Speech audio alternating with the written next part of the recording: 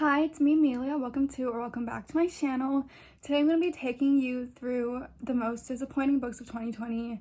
I don't know if it's just me, but I was looking forward to so many books releasing in 2020, and they all just disappointed me. 2020, I don't know if the year is cursed, but this was such a bad year for books.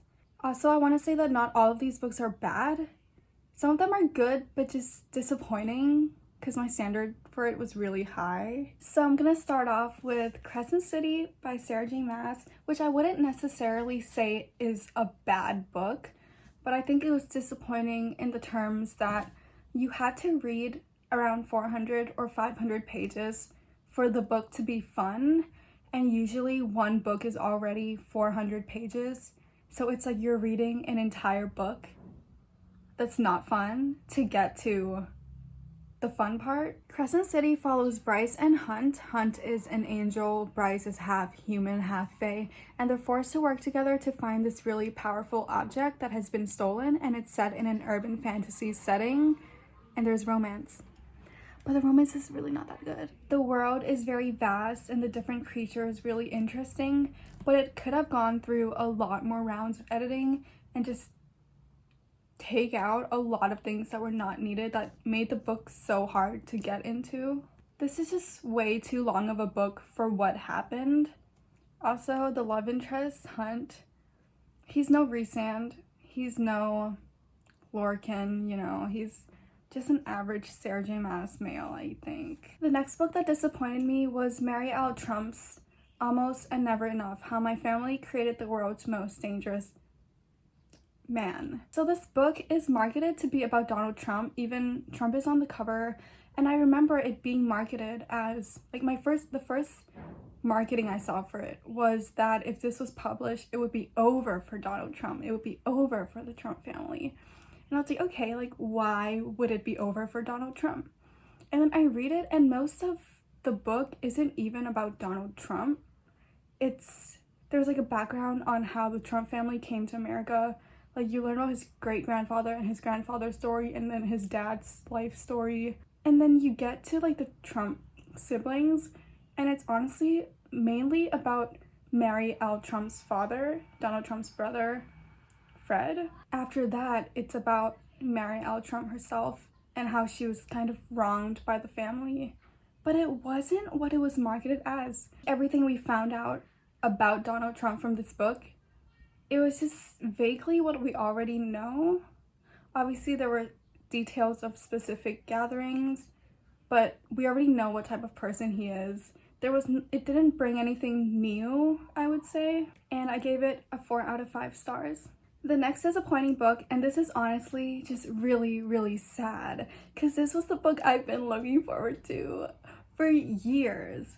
And this is Nightfall by Penelope Douglas. This is the 4th book to the Devil's Night series, which, if you've watched me for a long time, it is my #1 favorite series in the world besides ACOTAR. They're like both up there.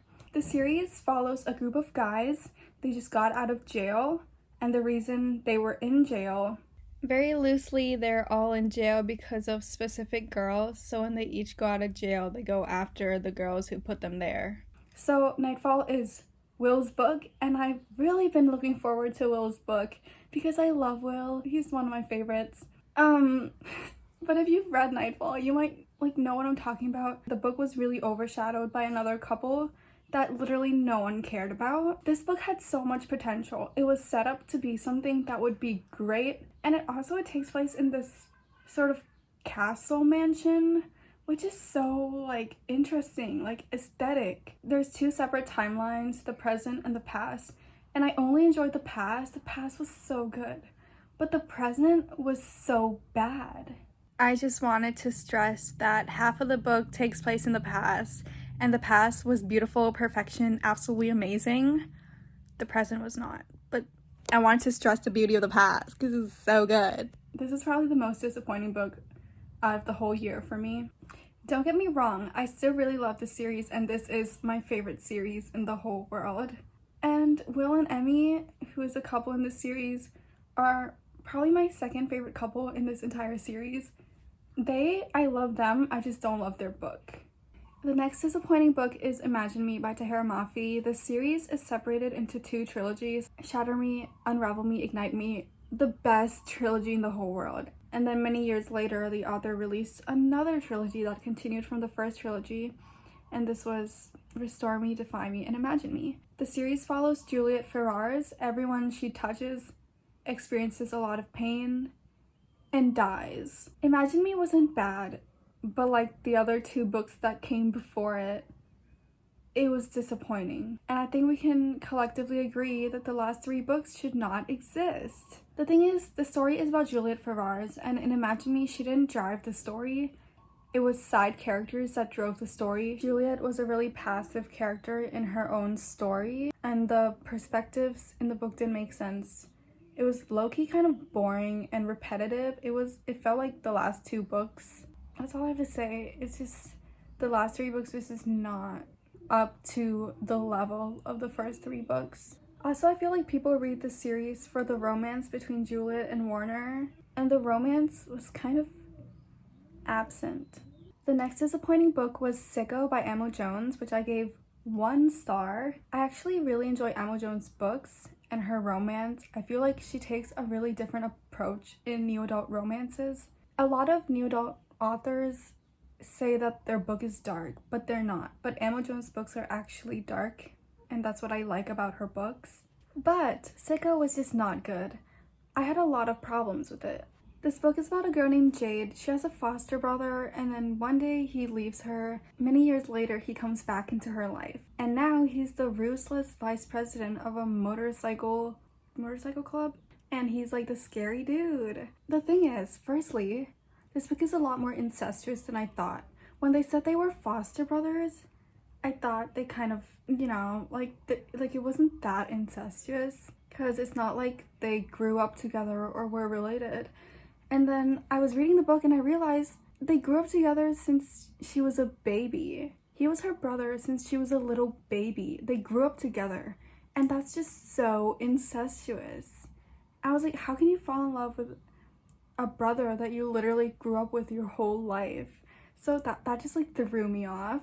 I feel like this book relies on shock value and twists that make no sense, and the events that happened in the book just have no foundation. Jade and Royce, her love interest, had no chemistry, which was really embarrassing for an Amo Jones book where she's so good at romance and chemistry. This book has that sheep thing that authors do, where they don't tell us something and keep us guessing, but they make us think it's something, and then at the end, they reveal that it's something else. And it just didn't make sense.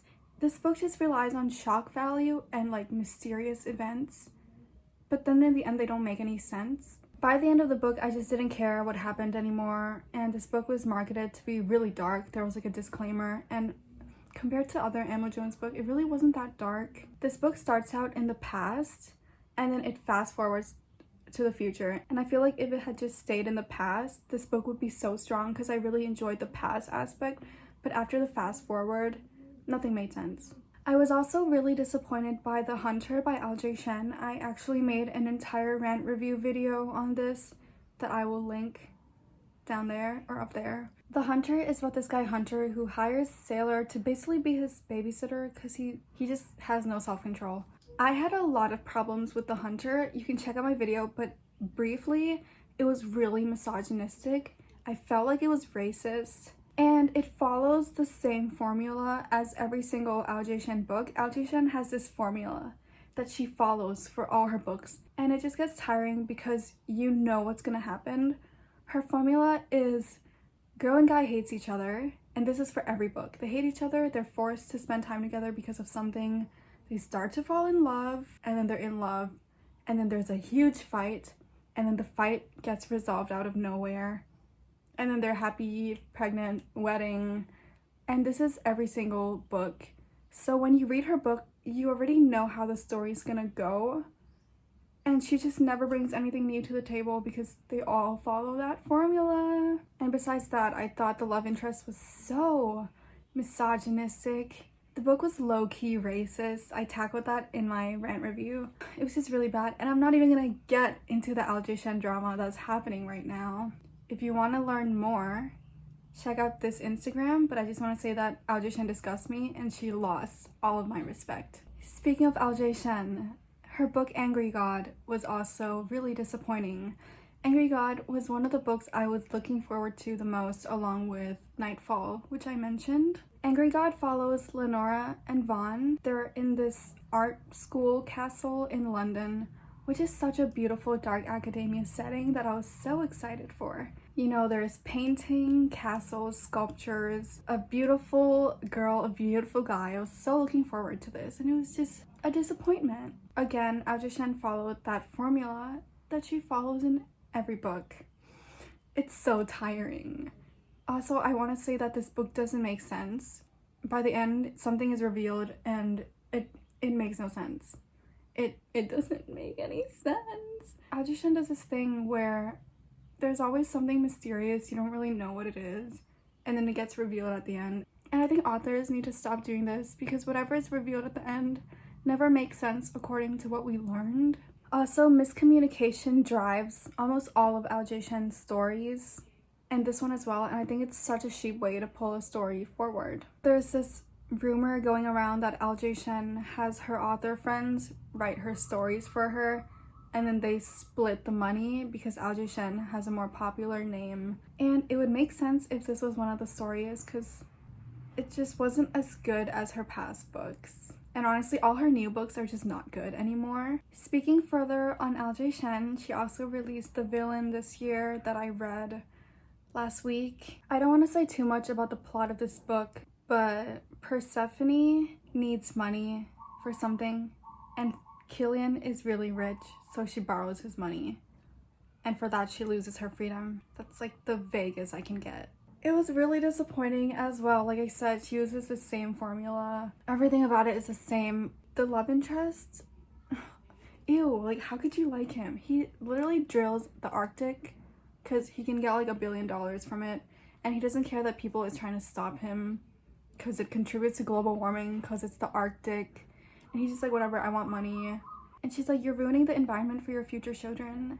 And he's like, well, at least they're gonna be rich. Like, I'm sorry, but I would not like this dude. Also, Aljay Shen uses this neurological disorder in this book that she just doesn't research on, because I haven't done a lot of research on this disorder, but even I know that it doesn't work like that. That's not how it works.